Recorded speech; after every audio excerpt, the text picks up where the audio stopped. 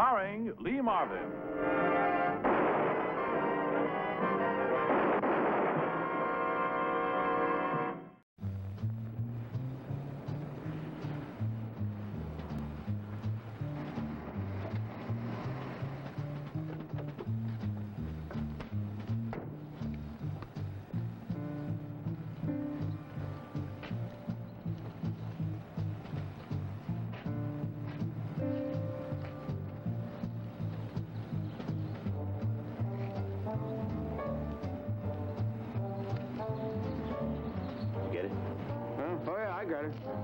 Anybody follow you?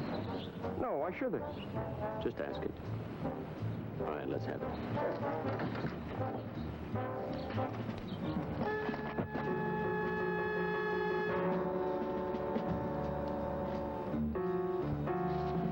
Hold it, Jack. You ain't going anywhere.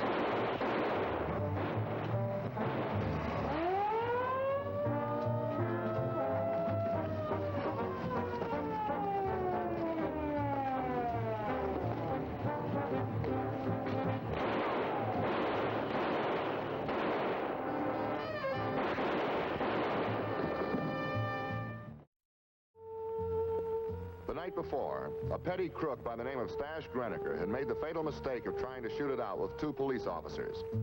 He died still clutching a suitcase containing $100,000 in small bills, which made him the wealthiest corpse in the city morgue. It was my job to find out where all the money came from. My name is Frank Ballinger, Detective Lieutenant, M Squad, a special detail of the Chicago Police. The man who might be able to supply some of the answers I wanted was recovering from gunshot wounds in County Hospital. Hey, not so fast. Who was consorting with a known criminal? He wasn't known to me. I mean, it's a fact. I never seen him before. Before what? Before I picked him up last night, around 9 p.m. it was, at the 600 block on Rush Street. Did he have the suitcase with him then? Nah. On the way to the C-note, he says to me, am I interested in making myself a double sawbuck? I says, sure. Who ain't? So he slips me a key to a locker at the La Salle Street Depot and tells me to pick up a suitcase and bring it to Division Street and Essex at 11:30. I do like the man says, and what do I get for it? Greeniker entrusted you, a total stranger, with a suitcase containing $100,000? Well, why not? People are paying cabbies all the time to take care of little errands for them. How was I supposed to know what was in a suitcase? Could have been 30 pounds of chop suey. Okay, I'll be talking to you. Well, don't hurry, because I got nothing... Ow!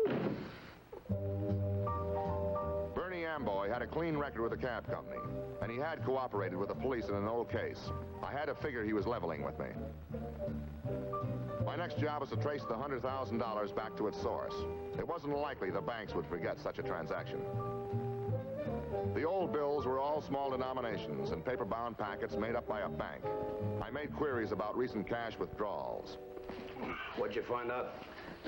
Yesterday morning, Vincent Brooks withdrew $65,000 in cash from the Wabash Trust. Where's the rest of the money? Charles Talmadge, his attorney? Yeah. At the same time, he cashed in $35,000 worth of government bonds. Vincent Brooks, huh? Now, what do you suppose a small-time grifter like Stan Greeniker could do that would be worth that kind of dough to Brooks? Maybe Greeniker's being paid not to do something. Shakedown? Or blackmail. But either way, Brooks hasn't been to the police about it yet. You know, Brooks is about as unlikely a blackmail prospect as you could find. You're just forgetting one thing, Captain. He's got a daughter.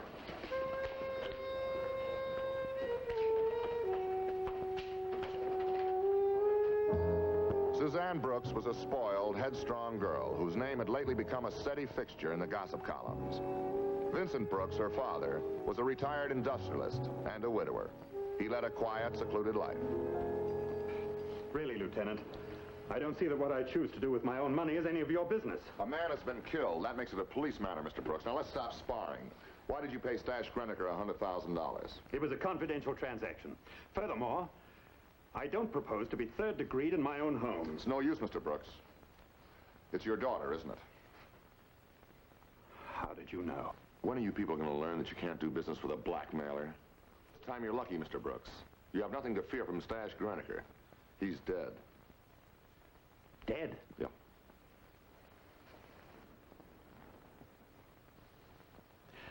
Lieutenant, the fear is only just beginning. If If I could bring him back to life, no matter what the cost, I'd pay it gladly. I don't understand. I must have walked 100 miles last night up and down this carpet waiting for a phone call, waiting for some word of Suzanne. Where is she, Mr. Brooks? Only Grenica knew. And whoever's in it with him. Somebody would only phone. When was she kidnapped? Well, that's just it. I don't even know. That's a fine admission for a father to make, isn't it? You must have some idea. When was she home last? Well, a maid hasn't seen her for the last couple of nights. She comes and goes pretty much as she pleases. How did Grenica contact you? By telephone yesterday morning. I was instructed to get $100,000 in used, unmarked, $5, $10, $20 bills, pack them in a suitcase, and check it at the LaSalle Street station. He sent me the locker key by special delivery. What arrangements were made for Suzanne's safe return? If everything went off as planned, I was to get another phone call last night telling me where to find her. But everything didn't come off as planned. Grenica's dead. What happens now, Lieutenant? Tell me that. What happens to my daughter now? We'll find her, Mr. Brooks. Will she be alive when you find her? What are the percentages, Lieutenant? We'll do our best. I'll notify the FBI, but first, we'll have to backtrack Suzanne's movements. Who were her friends? Take your pick. Nightclub people, musicians. She knew them all.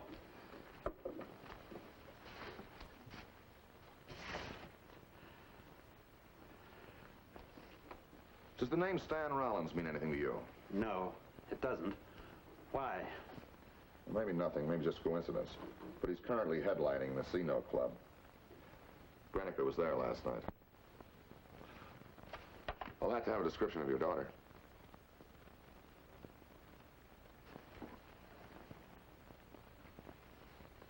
There she is. I've tried. And every way I know, I've tried to be a good father. So many fences have sprung up over the years. Now, I'm a foreigner in her world. I don't speak the language or understand the customs.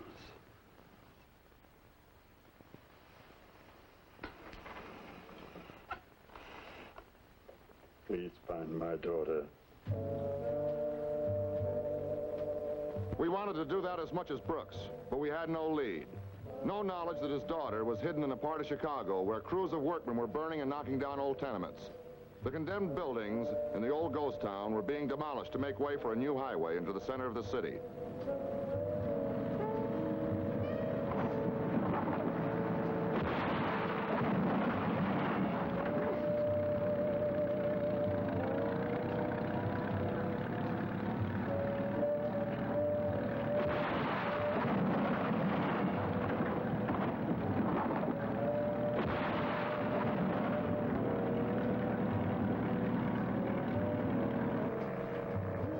Now that Mr. Brooks had pinned a kidnapping label on the case, the FBI entered the picture to cooperate with the Chicago police. Back at M Squad, the captain and I met with Special Agent Swan of the local bureau office. We filled him in on what we had so far, which wasn't much. Everything found on Greniker's body here? Yeah, including his clothes. You know what gets me is the time some people waste in a kidnap case by not asking for help right away. Well, the warnings and the threats terrorize them. That's understandable. I know, but Frank, the FBI can step in within 24 hours. We've got a national organization, our crime lab, all of our men to cooperate with you local police. I wish your lab would go over his clothing. You know, you got better facilities than we do. Maybe you can tell us what part of town he was in. Okay. What gets me is where he got all this white dust in his cuffs. We'll run an analysis. Frank, have you any idea on who Greniker might have been working with? No, he always worked alone. Well, not because he wanted it that way. He just never pulled off a successful job, so all the pros avoided him. Then you think he was alone on this? Well, if he was, we may never find that girl. That's what I'm afraid of.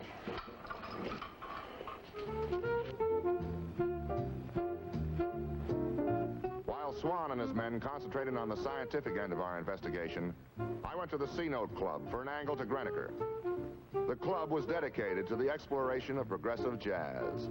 Soulsville, it was called by the initiated, of whom Suzanne Brooks had been a charter member.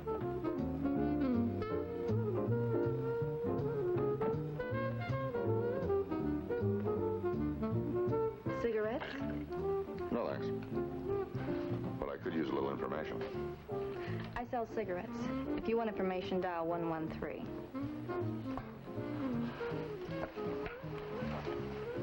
Did you ever see one of these before? Oh, yeah. It's a license for stealing fruit, isn't it? Okay, who are you leaning on this week? You're kind of cute, aren't you? Ever see this man before? Yeah, as a matter of fact, he fell by last night. Who did he talk to? What am I, Matahari? The guy comes in, has a couple of belts and cuts. But nothing for me to run home and put in my diary. What about her? Well, if it isn't Miss Goody Two-Shoes. Is that all you got to say? I don't want to lose my standing as a lady. I understand that she was seeing quite a bit of Stan Rollins. Some claim to fame. Anybody can see Stan Rollins. He blows 6, 7 sets a night. You know what I mean. That they were dating kind of heavy. That's her version. She's been chasing after Stan like somebody choosing a partner for the end of the world. She's got dough. She knows she can buy just about everything, but not Stan. He's got integrity. Has he? Listen to him blow. Integrity in every note. When this kid blows, it's gotta be the truth. Well, I hope he's as truthful to me when I talk to him.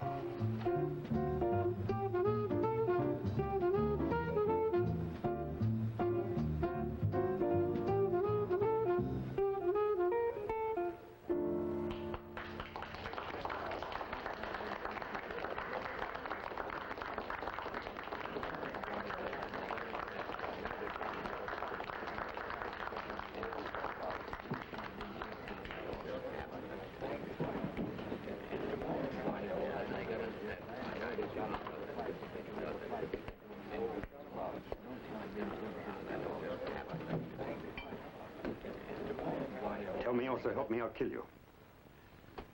Tell me, or say help me, I'll kill you. He knows, Lieutenant.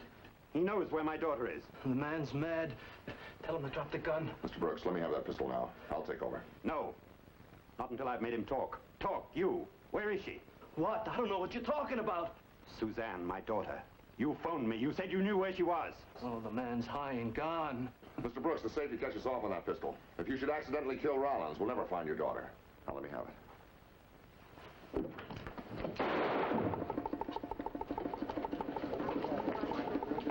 let him get away. I could have made him talk.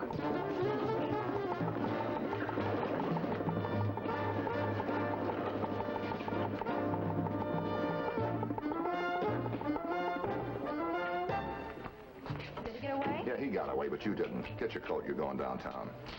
Mr. Brooks, I want you to go home and stay away from firearms, huh? What's the beef on me? Making it easier for a girl to die if she's not dead already? Get her coat.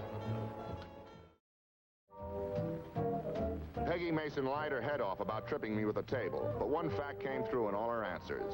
She was in love with Rollins. So I decided to let Peggy go and see if she'd lead me to him. Can I go now? For real? Sure. Without a cop following me? You can go for real without a cop following you. Service. You're nice. Because you're nice, I'm gonna let you know something. Stash Greeniker was in the club 3 times. Who did he talk to? Stan. But he's a decent boy, and he doesn't play with hoods. And that's the truth. Good news, huh? Good news. Bye.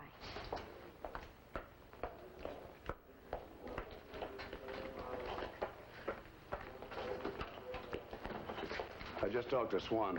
He says it's 50-50 whether Susanna's still alive. Yeah. Mr. Brooks was a little hysterical at the club. I think I'll go over to his house and have a talk with him. All right.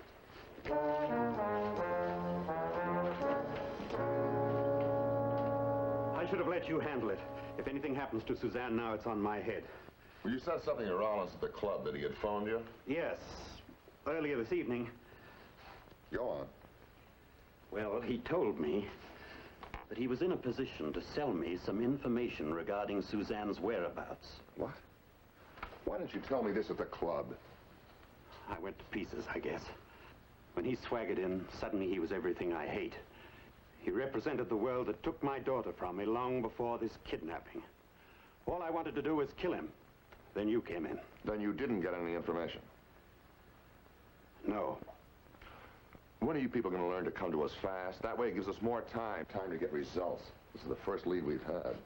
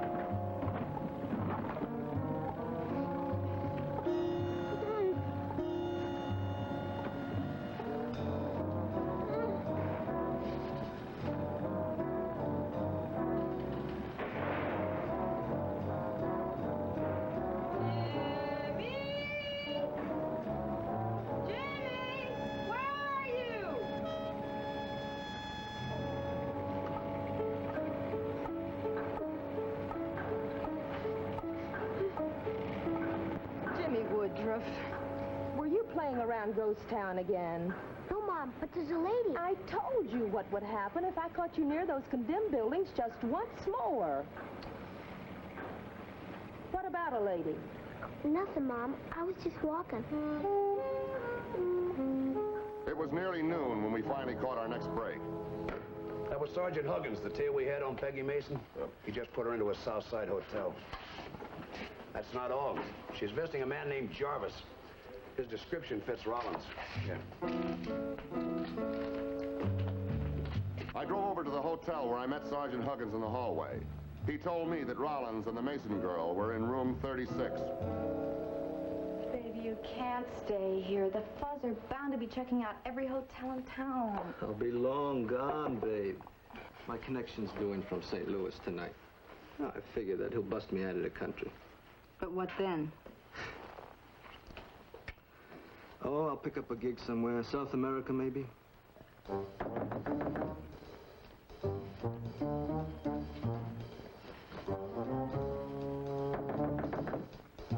Who is it, please? Police, Miss Mason. I'm afraid you have the wrong room. My name is Jarvis. I've got the right room, Peggy. Come on, open up.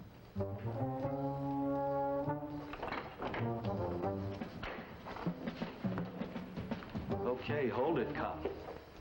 Behind you, Stan. Run, Stan! Get back, all of you!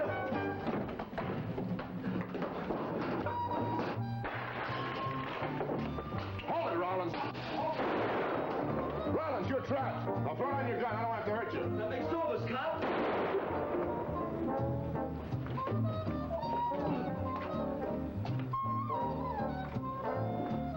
You said you wouldn't kill him. Well, he's a long way from dead. I just nicked him. Come on your feet, Rollins. Move. You okay? Rollins and Sergeant Huggins were treated at emergency hospital. Fortunately, neither was badly wounded. Then I had Rollins brought to M Squad, where we began to interrogate him. All you cats tone deaf. How many times I gotta lay it on you? I had nothing to do with Susie's kidnapping. You once did time on a narcotics rap. Oh, man, that was 5 years ago. You claim you never heard of Stash Greniker. Yet our report shows you sure to sell with him for 6 months. Rollins, we've already got you for extortion, attempted homicide, and resisting arrest. How hard we push these charges is up to you. The important thing right now is that girl's safety. What's the use? Even if I lay the truth right in your laps, you still won't believe me. Try us. Go on. About a week ago, Stash looks me up at the C-Note. He's heard I'm making a scene with Vincent Brooks's kid, and he wants me to introduce him. So I introduced him. When was this? A few nights ago. The night Greniker was killed, he stopped by the club. Why? He suggested I suffer loss of memory. Forget all about introducing him to Susie. When you phoned Mr. Brooks last night, you stated that you had information to peddle regarding his daughter's whereabouts. Yeah, well, you know, I read the newspapers and about Stash signing off and about that suitcase full of bread. You know, so just playing it by ear, I checked around and I find that nobody's seen Susie for a couple of nights. Then you've no idea where Greeniker may have hidden, Miss Brooks? No, man. But I figured I could hit the old man up for a little gold, you know. Ad-lib a couple of choruses, just enough to get him rolling. The way I looked at it, I figured I had something coming to me. You got something coming, all right, Rollins. About 15 years. Lock 'em up. All right, let's go.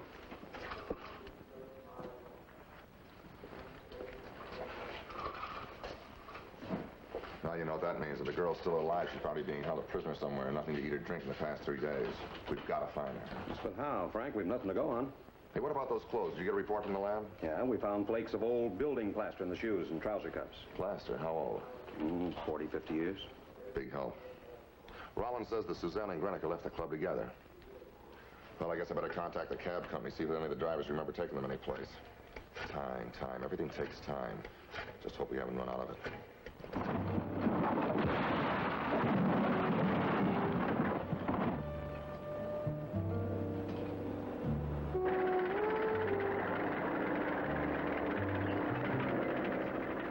We finally located a cab driver who remembered picking up Greeniker and Suzanne Brooks at the C-note. What made it stick in his mind was the line that Greeniker had been feeding the girl about taking her to a jam session at an after-hours joint. The hacky knew that there were no all-night spots where he dropped them close to Ghost Town. Old plaster, 40 or 50 years old, had been found in Greeniker's clothing. This turned my attention to Ghost Town.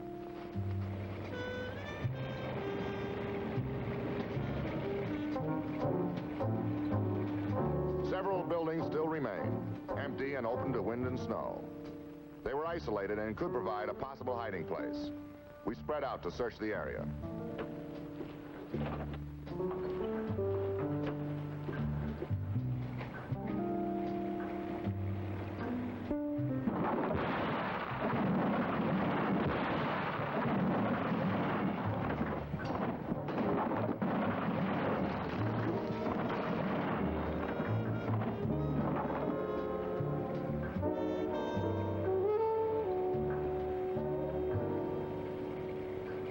Son, you play around here? Well, it's all right. You can talk to me. I'm a police officer. Do you play around these abandoned buildings much? I'm not supposed to. I gotta go. Oh, wait. We're looking for somebody. Maybe you can help us. My mom will be worried about me. I gotta go. Who are you looking for? A lady. Oh. Well, go on. You started to say something? I gotta go. Look, if you know something, anything at all, I wish you'd tell me. I can't. I'll get a spanking for coming here. The woman we're looking for is lost. She's very cold and tired and probably very hungry. You know, her daddy thinks the world of her. And if she is lost, just imagine how your mommy and daddy would feel if they lost you. There is a lady in that house downstairs.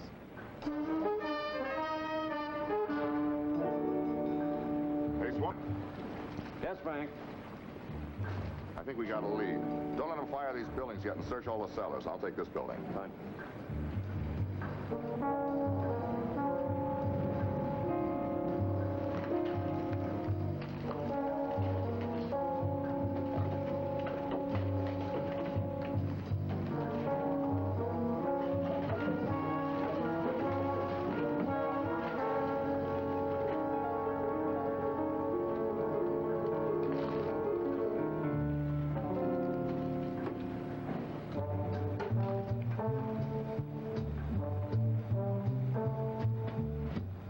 Vincent Brooks was luckier than many victims. He got both his money and his daughter back. And a bonus besides. The beginning of a new relationship between him and Suzanne. Stan Rollins drew a long prison term. There are few crimes more vicious than kidnapping. But when it happens, the police and the FBI are a parent's best advisors.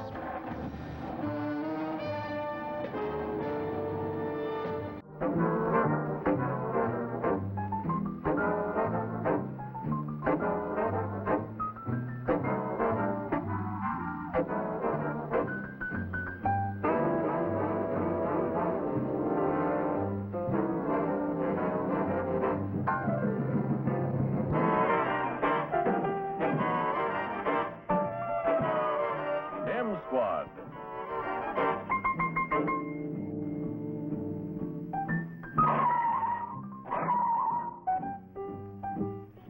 starring Lee Marvin.